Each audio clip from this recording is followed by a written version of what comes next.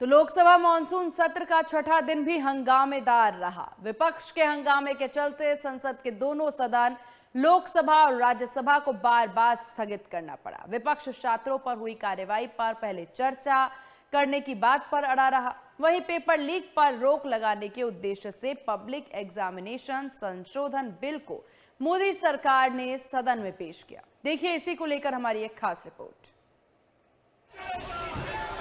आप प्रश्नकाल में गतिरोध विदा कर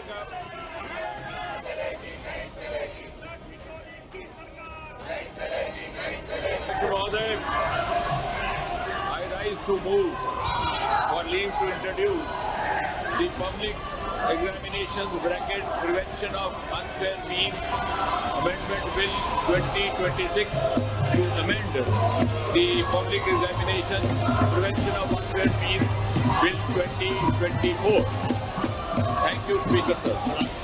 सोमवार को जब संसद की कार्यवाही शुरू हुई तो लगा था कि धर्मेंद्र प्रधान का इस्तीफा और नए एंटी पेपर लीक बिल की आहट हंगामे की आग को शांत कर देगी, लेकिन हुआ ठीक इसका उल्टा।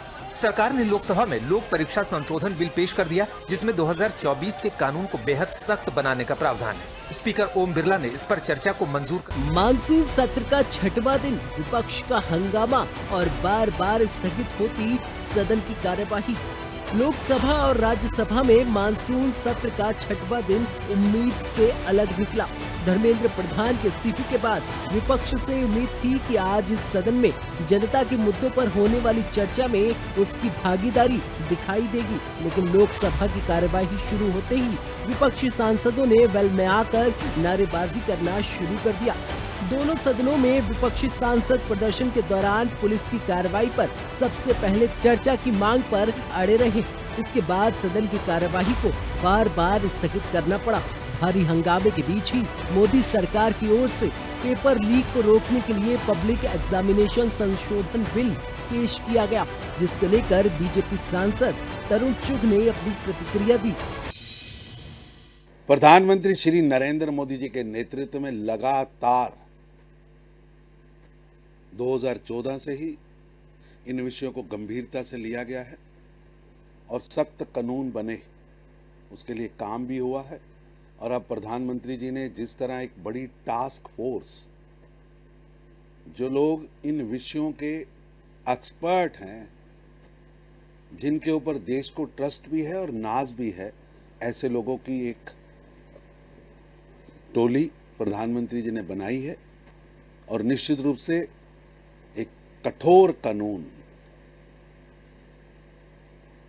अधिक सजा देने वाला, ऐसा दंड देने वाला कि कोई व्यक्ति देश के बच्चों के भविष्य के साथ खिलवाड़ ना कर सके। राज्यसभा के छठवें दिन की तस्वीर भी कोई अलग नहीं थी। कार्यवाही के दौरान विपक्ष अपनी मांगों पर अड़ा रहा और नारेबाजी के साथ हंगामा करता रहा, जिसके चलते लगातार कई बार राज्यसभा की कार्यवाही को स्थगित करना पड़ा। विपक्ष चाहता था कि नियम 267 के तहत सबसे पहले उनकी मांगों पर सुनवाई की जाए। वहीं संसदीय कार्य मंत्री किरेन रिजिजू ने कांग्रेस सांसदों से चर्चा में सहयोग करने की अपील भी की। मैं अपील करना चाहता हूं कि आदरणीय प्रधानमंत्री जी ने इतना बड़ा फैसला जो लिया है, एग्जामिनेशन जो होते हैं उसको सुधारने के लिए और गलत काम करने वालों को कठोर सजा देने के लिए प्रक्रिया जो घोषणा की है, टास्क फोर्स बनाया है और इतना बड़ा क्रांतिकारी बिल लेके आए हैं एग्जामिनेशन को सुधारने के लिए, ताकि भविष्य में कोई लीक ना हो। अगर किसी ने जरूरत किया पेपर लीक में इन्वॉल्व पाया गया तो बहुत ही कठोर सजा देने के लिए और समयबद्ध ये सारा प्रावधान लेकर के आया है। तो इसके बाद भी अगर चर्चा होने नहीं देते हैं तो संदेश गलत जाएगा। विपक्ष के भारी हंगामे के बीच सदन की कार्यवाही के दौरान कैबिनेट मंत्री डॉक्टर जितेंद्र सिंह ने लोकसभा में पब्लिक एग्जामिनेशन संशोधन बिल पेश किया। सरकार का दावा है कि ये बिल पेपर लीक पर पूरी तरह से लगाम लगाने के लिए बेहद अहम है। नंबर 13 श्री जितेंद्र सिंह। अध्यक्ष महोदय, I to move for leave to introduce the Public Examinations Prevention of Unfair Means Amendment Bill 2026 to amend the Public Examination Prevention of Unfair Means Bill 2024. Thank you, Speaker sir. Bill में paper leak से जुड़े अपराधियों को 10 साल की सजा, 10 करोड़ के जुर्माने का प्रावधान है। वहीं थर्ड पार्टी कंपनी दोषी पाए जाने पर उसे 8 साल के लिए ब्लैकलिस्टेड करने की बात कही गई है। पेपर लीक मामले से कोचिंग संचालकों का कनेक्शन निकलने पर संपत्ति जब्त करने का भी प्रावधान रखा गया है। पब्लिक एग्जामिनेशन संशोधन बिल लाने से मोदी सरकार का मकसद परीक्षाओं की पारदर्शिता, निष्पक्षता और विश्वसनीयता को मजबूत करना है।